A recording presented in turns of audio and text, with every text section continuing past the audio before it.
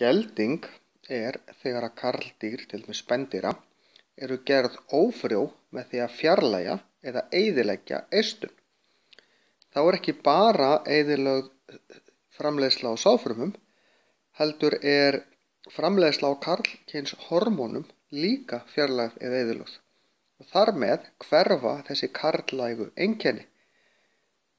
Þetta er til dæmis gert við kindur, hrúta, og eftir það er hann kallaður sauður. Þá í raun heldur hann áfram og verður í raun stærri til þess að fá meira kjöt, og hann verður ekki eins árásargjarn og það breytist ekki bragðið af kjötinu.